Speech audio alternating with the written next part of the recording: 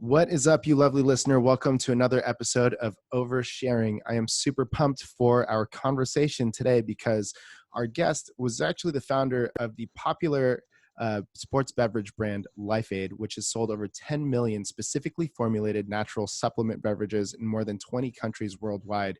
And he's a huge advocate for sports and fitness.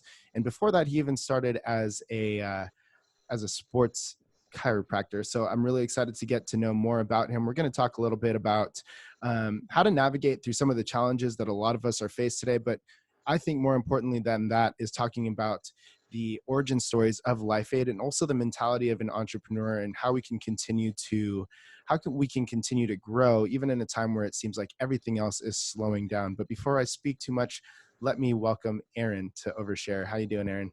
I'm doing well. Thanks for having me.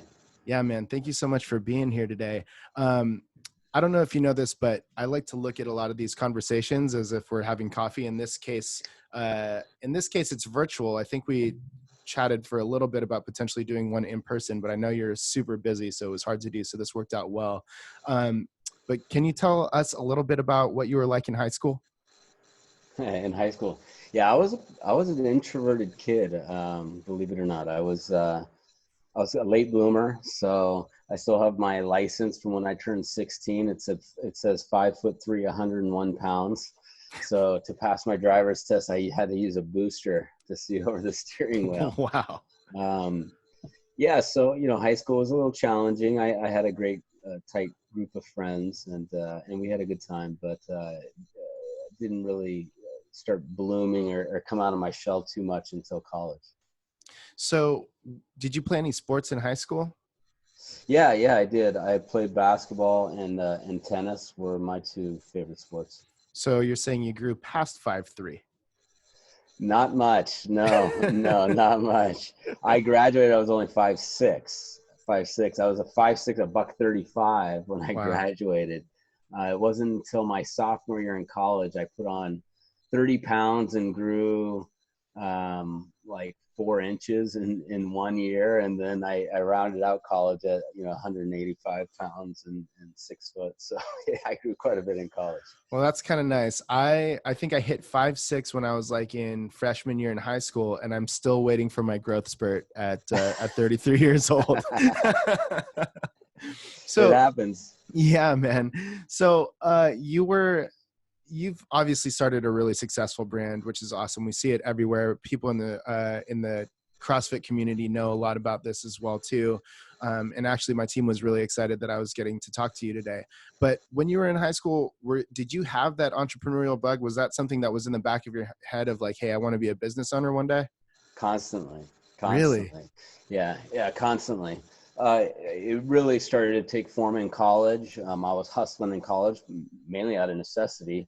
My parents weren't extremely wealthy, and so I was taking on some student debt to get through college. And for spending money, I started a little supplement business out of my dorm room. So all my friends that trained, I was selling them creatine and Hinde and amino acids, and so I had that going on. I had a little lawn mowing business that I was a part of, a lawn maintenance business. And so I've been hustling,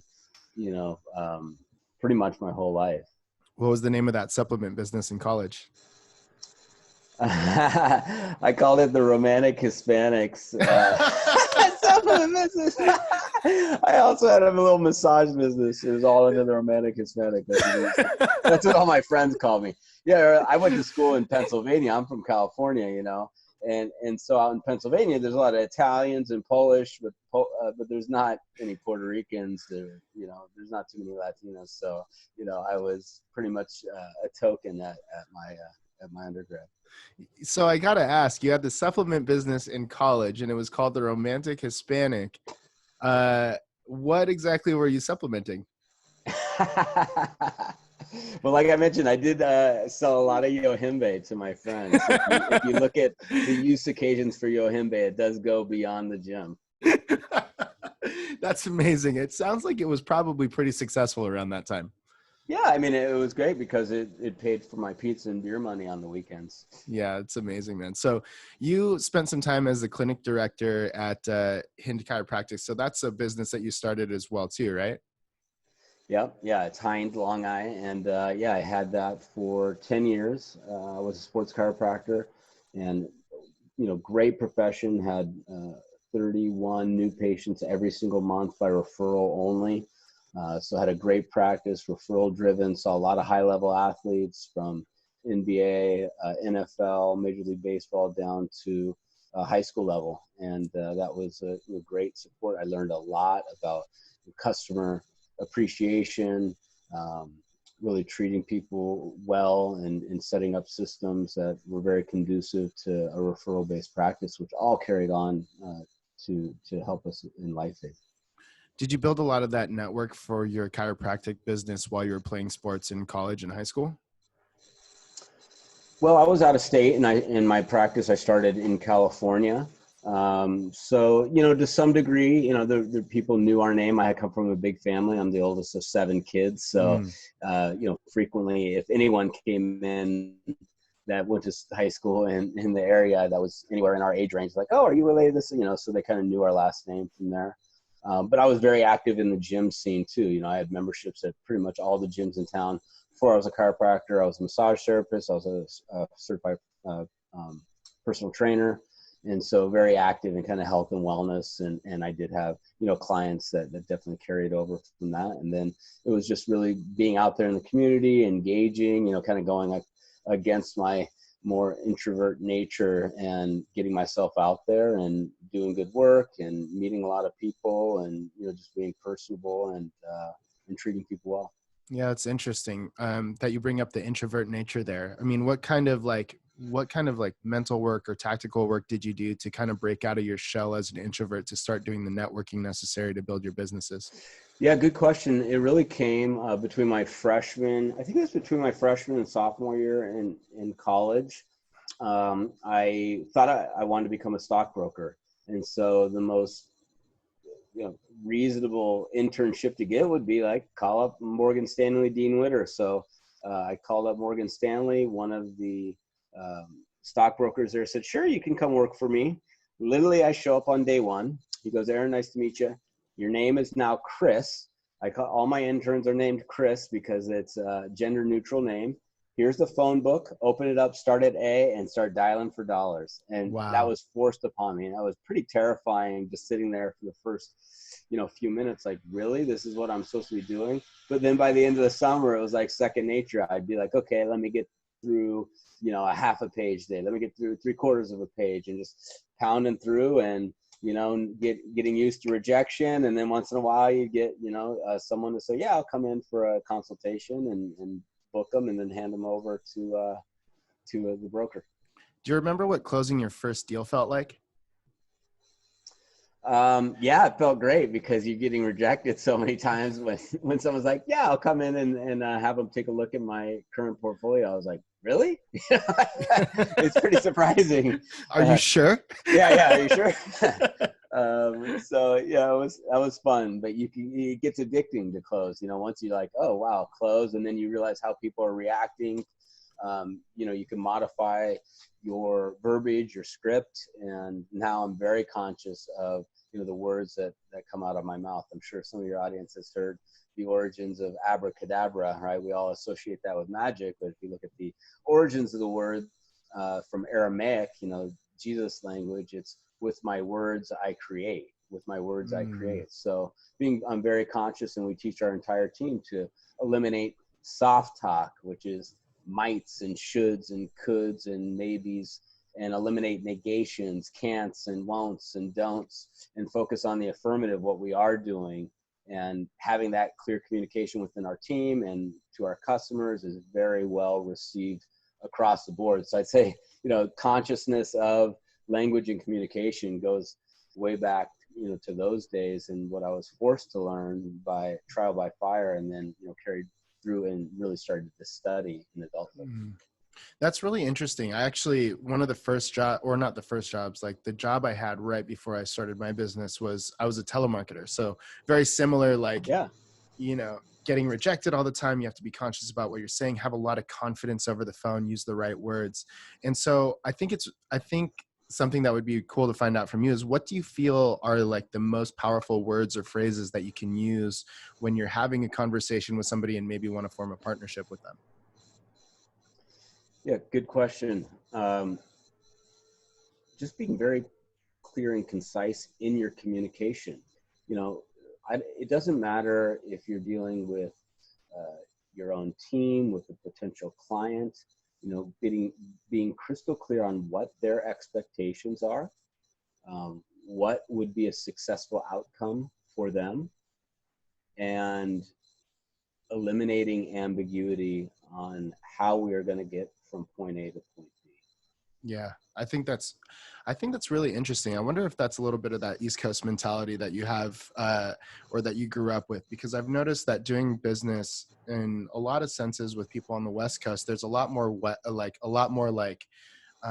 maybe, Surf and we talk, should, surfer talk.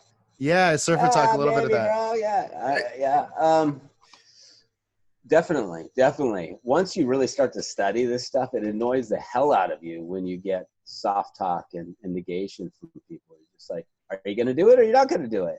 And it can be done. And I know what you're talking about, like East Coast. I'm not from New York. I'm actually from California, and I went to school in Western Pennsylvania. So it's not quite, sorry, I got that backward. It's not quite full East Coast mentality, but that brashness that East Coast has sometimes, at least to us Californians, it seems brash. There's a way to be very clear and concise with your communication style and still be very kind and nurturing. Yeah, 100%. So as you're running Hinde Chiropractic, when did you start to get the inkling to maybe start a product business? Yeah, I had several product businesses along the way. Right. So The romantic I'd say my expansion. most recent before LifeAid was called Irie Eyes Eye Drops. It was actually an eye drop company for stoners. Medical, actually it was, medical had just hit the scene here in California. Head shops were huge and everywhere. And so we sold this into head shops, and actually got great distribution on the product. It was a great product. But I was very inaccurate in my thinking about consumer demand. It turns out stoners don't give a shit what their eyes look like. So the turns were actually really slow, where I was projecting, okay, if we sell X amount of units per day, this is what this model looks like. And those projections were way, way off. So it really was a great lesson in accurate thinking. We actually sold the most amount of units in novelty shops, which I guess makes sense. Yeah, that does make a lot of sense. I mean, what about that transition from like doing a really service-based type of business to doing products? Like, do you feel like there's a big shift in your mentality on how you're going to manage that and how you're going to pitch it, things like that? Because, I think a lot of people definitely listening are in like more of the service industry and want to start a product. What are some of the things that they should prepare for? Yeah, I think there's everything translates over. So the key is, even if you're in the service business, and I just had a podcast yesterday talking with hundreds of gym owners that are all in this position right now because their gyms have been forced to be closed. Like, how do you take a traditional service and productize it? How do you turn it into a product? And the example that I had for them, and this was totally off the cuff, but I'll repeat it here because I think it's relevant with everything we're going through with COVID. These gym owners are dependent upon, a fee for service model. So it's either monthly or one-on-one coaching, where they're writing them a check. Well, if you focus on the results that people are looking for, the results are, I want to get ripped in time for summer, or I want to get stronger, or I want to lose weight, or whatever it is, right? The results don't necessitate the tool, meaning the tool is the gym.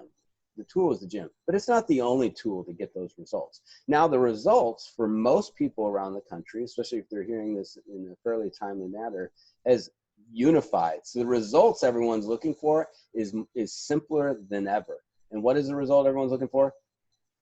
Keep my immune system strong, stay healthy, right? Keep my immune system strong, stay healthy. Don't get. So I was talking to these trainers, like, how do you make a product out of that? Well, I would be selling right now a 60 or 90 day, immune support wellness product that has a combination of at-home exercises and training with some basic equipment, maybe some TheraBands or something easy like that. That has a nutritional protocol, that has a supplement protocol, that has a sleep protocol, that has breathing techniques, because you can find all this information out on your own, but most people are lazy. You know, we're all in the same boat. I would rather write a check and have you give it to me all bundled up with telling me exactly what to do than having to research everything. Now I'm a little different. I actually do all the research, but I'm in a different position. And that's part of my job, is to research stuff. But for most people, just hand it to them. You know, just hand it to them. That is a great example of turning from a service-only business and pivoting and creating a product where that service is incorporated into. I love that, man. That's such a huge nugget of information, especially in a community. Like, I'm down here in Orange County, and most of the people I know, they have these boutique gyms. There's Grit Cycle work. There's, you know, all of these things that are popping up everywhere. And I think they're struggling with that. And I think you just broke it down perfectly for them. What I definitely want to talk about here is FitAid and kind of the origin stories there. How did it all start? You have a business partner, I know. Maybe we'll dig into that a little bit. But was it an idea that you had to start bringing this into your lifestyle? I know it kind of started off as Party Aid, if I get that right. Yeah, it started more on the supplement side of things. I mean, really, the origin is out of frustration with what was on the market. I mean, energy drinks back in 2011 were, I mean, they're still big, but they were just growing by triple digits year over year. So everybody's walking around with, you know, one of the big three energy drinks full of, you know, exogenous caffeine, taurine, artificial sweeteners like sucralose and aspartame, or a shit ton of sugar, right? It's like, I'm trying to work with athletes here going, you are at the highest level of your game. You're getting paid millions of dollars and you're putting that crap in your body. Like, that's like you're a Ferrari and you're putting like 82 octane instead of 100 octane. Like, it makes no sense. You know, you might get jacked up in the very short term, but you'll get adrenal fatigue. There's negative consequences associated with that. And they're like, okay, that's cool. Well, what should I drink instead? You know, I drink a lot of water, but water all the time is boring. There was nothing to point to. What, am I going to turn them on to some of the sports drinks that have all these artificial colors in them and they're just basically sugar and salts? You know, there was nothing on the market. Coconut water was just hitting the scene, but that was an acquired taste. You know, still a lot of sugar in coconut water. You know, kombucha, very much an acquired taste, still a ton of sugar in there and some alcohol. So there was nothing on the market that really filled the need of being very clean, you know, 0 to low sugar, no artificial garbage, efficacious and transparent. You know, so many of these things, you look at it, it's like 2 servings per container when everyone knows you drink the whole thing at once. Like, it's totally disingenuous. Yeah. So that's really interesting that you bring that up, actually, because what I've noticed is with a lot of the older sports drinks out there, I feel as if they're obsolete as to like kind of the nutritional values that, and when I say values, not the actual numbers, but the values of what people have today. Like, would it be accurate in saying like things like Powerade and Gatorade are kind of obsolete in their product itself? Those products were formulated in the 1960s. You know, a lot has changed around our knowledge in regarding hydration, recovery, you know, all aspects of physical and mental performance. Like, anyone can make their own cocktail at home. Just get some artificial dyes, pour it in some water, and get a shit ton of sugar and salt and throw it in there and mix it around until it tastes good. Like, that's what those products consist of, right? Yeah. We know a lot more. You know, there are other electrolytes that are, you know, arguably better for you or won't jack up, you know, your blood pressure. You can look at magnesium, potassium, calcium. We don't need to be artificially stimulated with just a ton of caffeine that can cause adrenal fatigue. There's things called nootropics now for brain health to get you in the zone and flow state and focus without jacking your body up on sugar and caffeine. So just the science has evolved a lot. Our understanding of physiology has evolved a lot. And, you know, that's why there's wide doors open for new, transparent, innovative efficacious products. Yeah. So you've diversified this brand quite a bit, LifeAid, and you have you have Golf Aid, you have Party Aid. Can you talk a little bit about the strategy from a branding perspective of keeping like the same name and really building out that architecture of the brand as opposed to shooting out a completely new product? Yeah, great question.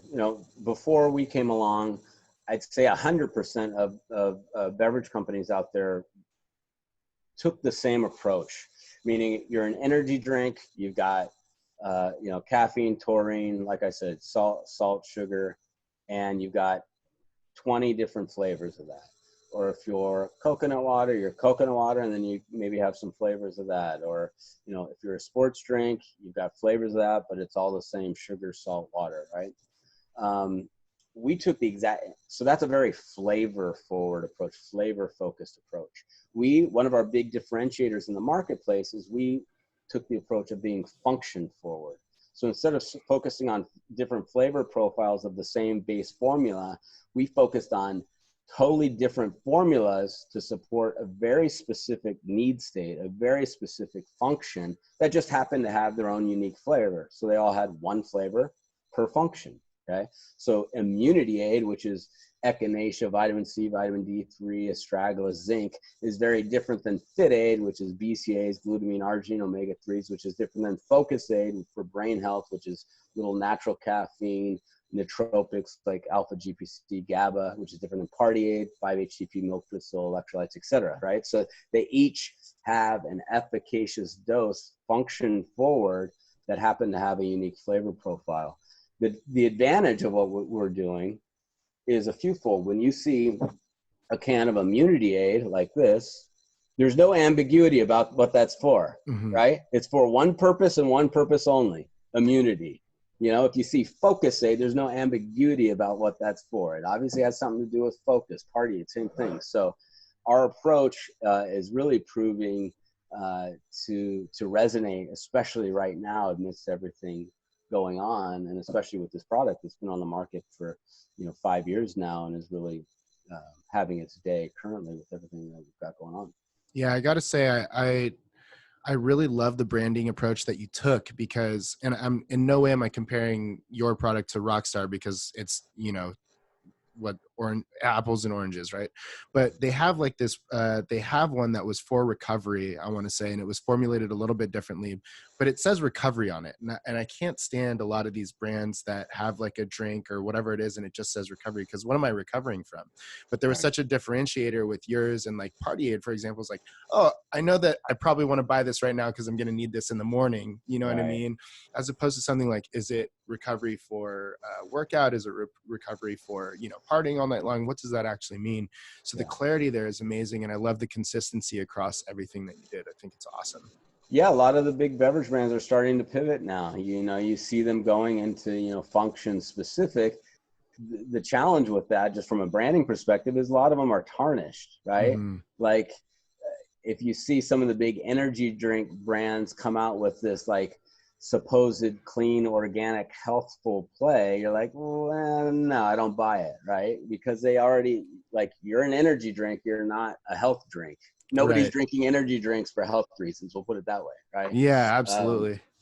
Yeah, so that's why a lot of the big CPG, consumer packaged goods brands, have challenges pivoting because they get pigeonholed with their core products, what they've been doing for so long. Yeah, or they do something completely new. I think even like with Red Bull, like nobody wants to touch a Red Bull anymore. I feel like that one almost has like a big cross on its back. However, they did a pretty decent job of like getting into the media space and extreme sports, but it's more of like a brand and not necessarily the product. I feel like that keeps that recognition alive for them. Which kind of goes into my next thing. When you were building the brand of LifeAid, like what were some of those guerrilla marketing techniques that you did to really get people to know this? And I think that this is really important because as we're hitting, this place where people are scared to spend money, I'm sure this is happening on bigger levels with VC funding, things like this, where a lot of CPGs would have gotten a lot of money 3 months ago, but now they're not. What are some things that they can do today on a bootstrap budget to really build up that brand for themselves? Yeah, we were guerrilla AF. I mean, we guerrilla'd our way because we were bootstrapping the whole thing. So I mean, in the early days, we did the most guerrilla things possible. We were at the PGA Pro-Am, AT&T Pro-Am here at Pebble Beach, and literally went into every porta potty on the course and put a golf raid flyer inside of the porta potties. It doesn't get much more guerrilla than that. But I mean, in today's day and age, what can you do if your budget's really slim? Well, first off, don't write off Facebook and Instagram ads, because there's more traffic on those sites today than there's ever been, because so many people are at home, and all the advertisers have pulled way back because they're in scarcity mode. So you can get very cheap new customer acquisition right now. So if you have any budget, I'd be looking at those platforms.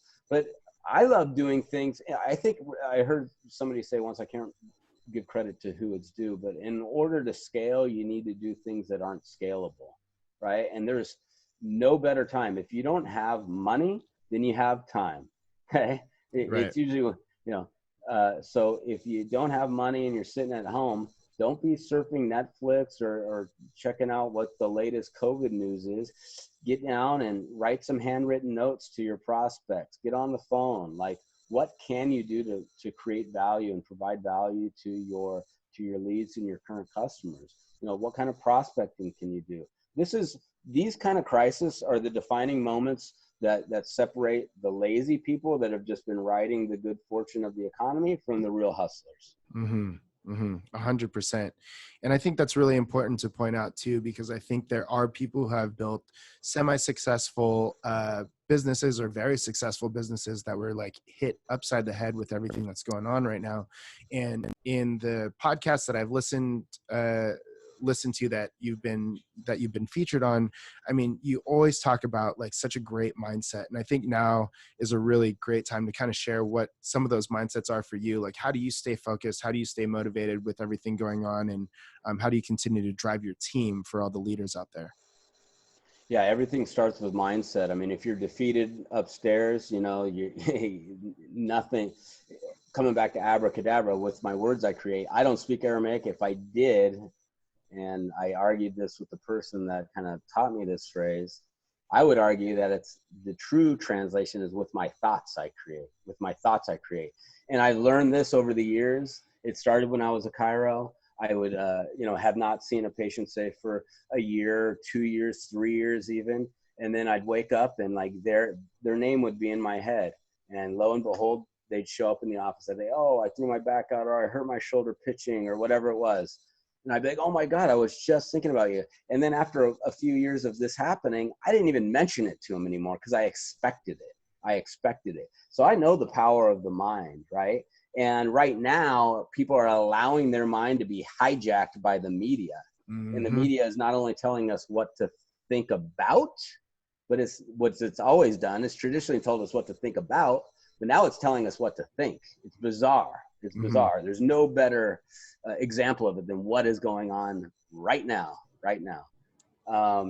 So I'm very big on mindset, setting my daily trajectory with my morning routine, sticking with my routine, my breathing exercises, prayer, meditation, nutrition, being very conscious of how I'm communicating with everyone around me. There's so much to it, and there's so much information out there. You really need to find what works specifically for you, because my routine and what I do and what I share with my team is made up of 50 or 60 or 100 different sources and individuals that I've talked to over the years, and they're like, oh, I do this and I do this, and I'm like, so I try everything, and then I kind of see what sticks and what really works well with me. But so many people, their mind gets hijacked. And what happens is we are all spiraling in life. All of us, there's nobody that's stagnant. We're all spiraling. We're either spiraling in a positive direction or we're spiraling in a negative direction. And what I mean by that is our belief system is typically set by our parents between 0 and 7 years old. Okay. Whatever they preached to us when we were only in download mode, we weren't really making rational decisions, is the baggage, so to speak, that forms our belief system as adult. I'll give you an example. My dad was always a very abundance mindset and sky is the limit type of stuff. My mom was more scarcity. money doesn't grow on trees. How many people out there have heard that one, right? Well, it actually does grow on trees. It's made of paper. And not only that, it comes out of thin air because the Fed can just put numbers on a computer and it just shows up. So it not only grows on trees, but it comes out of thin air. So those paradigms are completely thrown out. But that, for example, that's something that people can relate with. But our belief system dictates our thoughts. Our belief system dictates our thoughts. Our thoughts aren't just our repetitive, and when I'm saying thoughts, I mean repetitive thoughts of the mind, like what's going on in the background, okay? Is it like, oh shit, scarcity, the sky is falling? Or is it, like abundance? Is it carefree? Whatever those thoughts are that repeat over and over in your mind, that is based on our belief system. So our beliefs dictate our thoughts. Our thoughts dictate our words, right? Because what we're thinking up here eventually comes out, and how we're communicating with people. Our words dictate our actions, how we act in the world based on beliefs, thoughts, and words. Our actions over time equal results. Okay, so that's the spiral. Because if you have a negative belief system, a scarcity belief system, then you have a scarcity mindset. Your vernacular, your verbiage is in scarcity. Your actions become scarcity, and then the results are scarcity. And then it just repeats. And those results over time reinforce a belief system. So it's not like your belief system can't be changed. It can be changed over time, but you have to have results to reinforce it, to reinforce that belief system, right? So let's just say, oh gosh, I'm in this negative spiral right now. How do I break the cycle, Aaron? I'm glad you asked. There are two ways to break the cycle. You can't just change your belief system, right? That doesn't work. You can't just change the background of your thoughts. That doesn't work, right? So what can we change in this equation of beliefs, thoughts, words, actions, results? We can change two things. We can change our words that are coming out of our mouth, abracadabra, and we can change our actions, right? We can change our words and change our actions. So even if we're like, oh God, everyone's gonna die from COVID and blah, blah, blah, blah, blah, blah, the sky is falling, the economy is crashing, my 401k went to shit, blah, blah, blah, blah, blah, blah, blah. You can control whether those are the words that come out of your mouth, or you say, you know what? We've gone through things like this before. This too shall pass. It's all going to work out okay.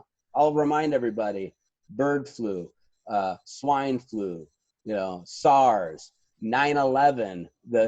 What happened when the media told us it was all about Saddam and Iraq and all that kind of stuff. I'll just keep going back, right? The housing bubble, like if you look at the media's history on this thing over time, it's been 100% inaccurate. 100% inaccurate on every single crisis. We've gotten misinformation. Why the heck would you think it's any different today? So don't buy into the media. One, shut out the input. Like I don't have cable TV at the house. I don't read the traditional newspaper or search the internet for this kind of stuff. Like I'm focused on what I can do, what's in my control. I can keep my family safe. I'll practice good hygiene. I'll be responsible and do some social distancing. But does it do anyone any good for me to like buy into the hysteria and then become a mouthpiece for the hysteria? Absolutely not. Absolutely not. So I can control the words that I come out of my mouth, and I can control my actions. Okay. And if you control those two things, even if you're thinking something else, and even if your belief system's something else, over time, due to those actions, you will start to get a different result, a more positive result. You'll turn that spiral from spiraling down to spiraling up. And when you get a positive result, it starts to influence your belief system. Like, wait a second, I've been talking and acting a little differently here, and now I'm getting a different result. And that result, I like that result. That's a good result. And that starts to wear on that belief system. And over time, you change that belief system, then changing your thoughts and your, going through your head, those repetitive thoughts. And then your words and your actions come out with so much more conviction. And I hope people can, hear this stuff fires me up because I'm convicted, because I've seen this happen in real time. I mean, just to give your audience a little history, I was bankrupt in 2009, October 2009. I had a great practice, like I said, referral only, lots of revenue coming in, but all my friends around me, guys I went to high school with, making $10 an hour, were millionaires on paper due to real estate. And so I'm like, gosh, I'm missing out. I got all these student loans. I need to get into real estate. So I jumped heavy into real estate and buy multiple properties in 2007. Well, we all know that have been around for a little while. What happened in 2008? So come 2009, I'm upside down like $20,000 a month upside down. And that only can last for so long. And so here I am in my early 30s, filed BK, totally desolate, destitute, and just having a pity party for myself, looking in the mirror like, I can't believe you. How could you screw up? You're supposed to be in the prime of your life. You're well educated. Like, you're a complete idiot. I was so pissed at myself. I was so upset, not only with myself, but I was buying into the victim loop too, right? And then I realized after about a week of moping, like, nobody's gonna come along and throw a pity party for me and make everything okay again. Like, this is on me. And so I started making massive changes. And now with some time, 10 years that's gone by, thank God that event happened. It taught me a lot of things that I was missing. It taught me, some financial literacy, respect for cash flow, not blowing all the money that I was blowing through. Like, a lot of good things humility, the biggest thing, humility. So much. I realized that major obstacle, which seemed like it was sinking the ship and I was completely forever ruined, was necessary in my growth, was the exact thing that I needed at that point in time. And having that realization changed my spiral. Having that realization started to change my spiral. Because then you start looking at challenges differently. You're going, oh, the challenge, this obstacle, as Ryan Holiday says, the obstacle is the way, right? The obstacle is the way. The only way for growth, the only way to move forward is to overcome the obstacle. Because if there are no obstacles, then everything's just hunky-dory and you don't change anything that you're doing. Your operating system stays exactly the same, right? So how can you have growth if you're doing everything exactly the same? You can't. So you mentioned that 2008, 2009, you made some big changes, some massive changes rather. Do you remember what some of those changes were that you made to, whether it be your daily habits or things like that, to start on this? So it was 2009 BK. So it wasn't, and it was late 2009. So it was around 2010 where I really started making significant changes. I'd say one of the biggest changes that I made was, and is, a morning routine. So many of us allow our day and our mind and our time to be hijacked by external forces. Meaning you wake up, you turn on the news. Oh, now I'm in scarcity mode, fight or flight mode, thinking about COVID or whatever the next natural disaster is. Or I wake up, open up my email, and now my inbox is dictating my time and what I'm focusing on, right? I mean, I can go through a million examples of external forces driving our priorities. So instead, I started waking up, and this has evolved over the years, but my current practice is, get up at 5:30, 5:45, do 15 minutes of yoga, really get some stretching, a little deep breathing. I'll fill out the 5-minute journal, 3 things that I'm grateful for, 3 things that'll help make today great, 1 self-affirmation. I'll hop in the shower, I'll shower off, I'll do a round of Wim Hof breathing in the shower. I slam the hot water off. I do a cold plunge, for a minute or so. I get out of there. I do like a little keto brain food coffee with some cinnamon, cacao, and some MCT oil. I'll do a morning prayer with my son, a short morning prayer. I'll do an affirmation with him, so he's telling me what'll help make his day great, what he's thankful for. We both, when he was going to school, because now we're all on lockdown, I drop him off, and we'd both get out. As he's getting out of the car, we'd both say, "Today is a fabulous day filled with opportunity and potential." And I got that from a hypnotist back in that time frame in 2010.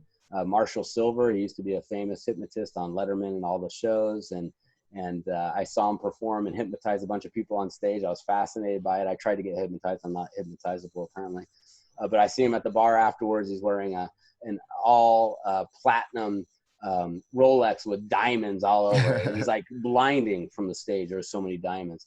I sit next to Marshall. I go, "Hey, Marshall, really enjoyed your presentation today." It's like, I'm newer in business, and I've had a couple hard knocks, and it's like, is there anything that I can do just tactically that'll really help my overall trajectory? And he said, Aaron, yes, there is. He said, every day, say today is a fabulous day filled with opportunity and potential. And in 5 years, you'll be $1 million richer. That's what he told me. I've been saying that every day since then for the last, however many, over 10 years now. Wow. Yeah. And then I do that. Our office is right next to the beach. I park a little ways from the beach. I walk about a quarter mile in. I'll do another deeper round of Wim Hof breathing, which leads me into a couple minutes of meditation where I'll do some square breathing and kind of go through all the senses. Then I ground myself, like I'll dig either my feet or my hands deep into the sand for 30 seconds. Then I walk back and I'm ready to rock and roll. I get into work and it's like, okay, I've done some self-care. I've done some mental care. I've done some spiritual care. I'm ready to rock. And setting your daily trajectory will lead to a weekly trajectory, monthly trajectory, yearly trajectory. And your trajectory being positive over time, again, leads to very positive results with enough time. Man, I love that. And also thank you for like affirming that I'm not a weird person with the things that I'm doing in the morning to like stay in a constant state. Cause sometimes I'm like, am I crazy? I live with my fiance. I'm like, I think she thinks I'm crazy right now, but whatever. This has been working so far. So yeah, you got to find what works for you. I mean, like I said, there's a lot of things out there, and some of them are a little too woo woo for me or whatever. And like, I'm a more meat and potatoes guy. I've probably gotten a little more woo woo as time's gone on, but I'm not, doing patchouli oil and incense and crystals all around. But, I do the breathing and grounding and some other things that I see benefit in, I feel benefit in. yeah, at the very least for the listener too, like a lot of those breathing exercises, 5-minute journals, like they just kind of feel good and you might as well try and make yourself feel good, Oh yeah. Yeah. So I want to talk about like LifeAid just for another moment. I mean, a lot of people are like pulling back on advertising. You mentioned that. I see it obviously too. You don't seem like the type that's really going to pull back. I mean, even before we started recording, you were like, I mentioned, yeah, it's kind of tough. It's crazy out there. And you're like, there's a lot of opportunities. So it's like, you're very authentic to like what you're telling us right now.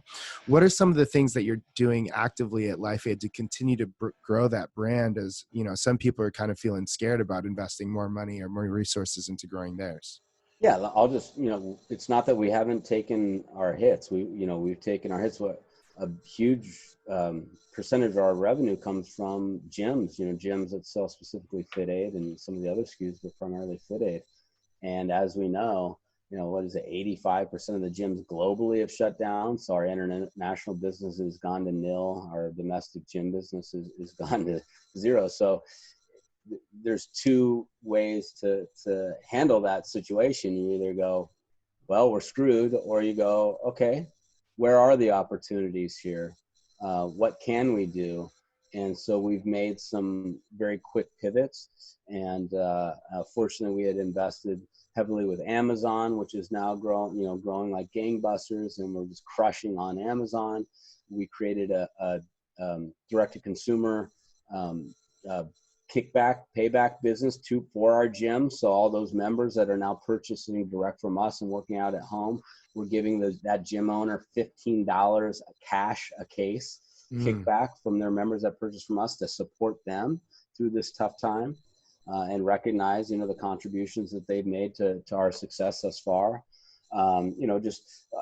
We've, saving quote unquote, a lot of money on all of our experiential that would typically be going on, the big events and everything that aren't happening. So redirecting some of those funds to, like I said, Facebook, Instagram advertising are cheaper. The ROI is greater than it's ever been right now because of increased eyeballs and decreased advertising dollars. So, not being afraid to go, I'm confident that this is going to provide a return, or this investment, even though it might not look good in the very short term, is going to produce long-term results. And where can we pivot? And it's key that you got to just continually communicate. I know this podcast is all about oversharing, right? Like you need to be oversharing with everybody, your team, your customers, your suppliers right now. Just like communicate, and be very honest and transparent with where things are at, what you're struggling with, where you can invest. And, people are all in the same boat and very understanding. And so, the more we can communicate, the more transparent we can be, the greater that's going to pay off in the long run. Yeah, absolutely, man. I got to give you daps that the strategy of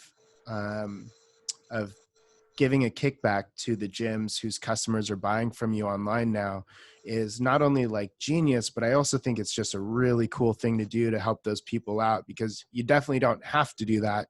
I mean, with, how it is with Facebook advertising, you could just target those people, but you decided to actually help them out. And I think that's a really cool thing that you're doing. Yeah. I mean, look, who does it benefit if half the gyms in the US go out of business? Doesn't benefit the economy. It doesn't benefit the gym owner. It doesn't benefit us as a brand. Doesn't benefit all the members that we're training there. Like, we're in this together. We need to get through this together. So however we can support those that got us here, we're gonna do that. And the same thing when I was talking with all the gym owners yesterday. I said, look, you guys, most of you, fortunately, due to the nature of like boutique fitness versus more global gym, the members are still paying their membership fees because they know they want to have that gym there here when this thing blows over. But some are being forced to drop because they're getting laid off. It's like, well, do I pay my $200 for a CrossFit membership, or do I get groceries? If I owned a gym right now, I wouldn't, even if someone got laid off, I would still keep them in the family. I would still keep their membership active. I'd still allow them to attend the Zoom classes and be part of the community until they get through this and get employed again, because it's the right thing to do, one. And that member, is going to have deep reciprocity towards you and be a great referral source when we come out of this thing. So, I think you can apply these same philosophies and tactics regardless of where you're at in the, in kind of this kind of consumer life cycle, right? Whether you're a supplier, a vendor, a small business owner, a consumer, like there's ways that you can give back right now to people in need. Yeah, absolutely. Thank you so much for sharing all that, Aaron. I really appreciate it. I mean, everything that you shared today, I mean, from the daily routines, I mean, I'm learning a lot there. I'm sure the audience and the listener is too, to some of your tactics and how you not only built the brand, but continue to build the brand is amazing. Before I ask the last question of today, though, if somebody doesn't know you yet or hasn't come across a LIFEAID yet, or a LIFEAID beverage, where can they find you? Where can they find LIFEAID? Yeah, obviously on Amazon and on our website, lifeaidbevco.com. Retail, we're in all the Whole Foods, Sprouts, Vitamin Shop, Walmart, H-E-B, Publix, Safeway, Kroger, etc. For me personally, my social handles are all Aaron Hinde, Aaron Hinde, Hinde. Most active on Instagram, also LinkedIn. I love that. Thank you. And final question of today. I know that it sounds like you don't have cable at home. You're definitely cleansing yourself of a lot of the media chaos. I literally live off the grid. So I've got solar, well, septic. But do you have Netflix? Do have Netflix, the kids. Yeah, we have to have internet because of work, especially right now. So Netflix does find its way in. And yeah, I'm not anti-tech at all. I mean, I enjoy movies just like anyone else. But the news specifically, the quote unquote news, I'll say, is what irks me the most. Yeah, 100%. So the last question I wanted to ask you is, what is your Netflix guilty pleasure? Oh, man. Let's see. I think my most favorite ever is going back to a show called The Wire. And this is a little OG, but that was a great one just for character development. Of course, Breaking Bad is one of my favorites. And most recently, I got to say, I got sucked into that tabloid show of what do they call it? The Lion King or Lion? Oh, yeah. The Tiger King. Tiger King. Oh, my God. It's like I resisted it. My wife resisted it. And then I forget where we were at. We saw one episode and got hooked in. It was just so bizarre. Like, oh my gosh, it was just a mind vacation. I love that, man. Thank you so much. To the listener, we really appreciate your time and attention. We really appreciate it. And if you liked the episode, we would dig a 5-star review. If you didn't like it that much, feel free to stick it to us, but subscribe anyway, because we're going to have a ton of incredible people just like Aaron back on the show. Thanks again, man. Thank you.